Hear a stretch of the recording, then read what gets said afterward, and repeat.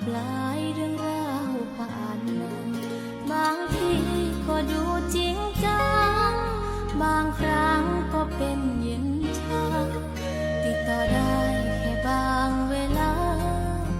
สะท้อนความบอดจริงใจ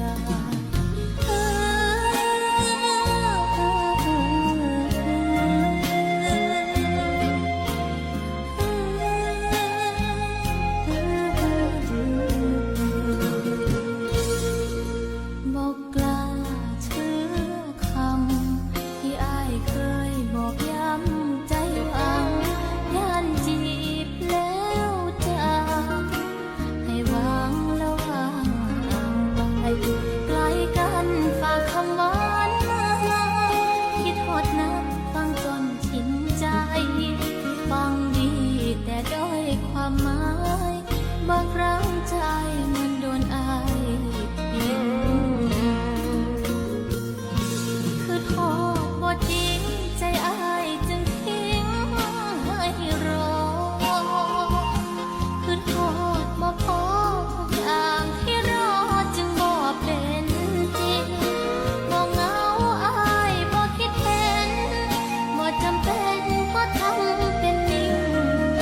ย่านมีไหลมองพักพิงก็เพื่อนทิ้งเอาไว้หลายทาง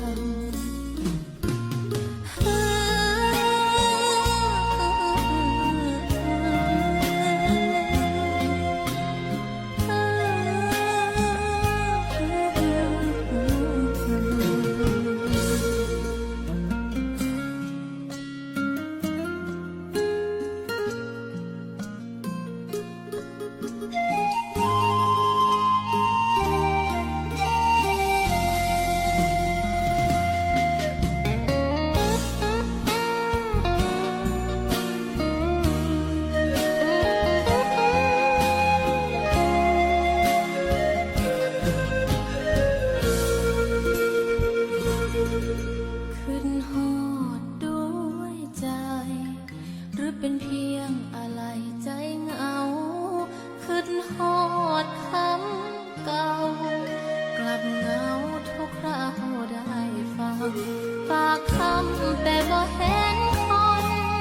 สับสนจนบ่กล้าฟังแวะมาเบิ่งตากันบ้างหายังคือฮอดกันคือโทษบ่จริงใจอายจึงทิ้งให้รอ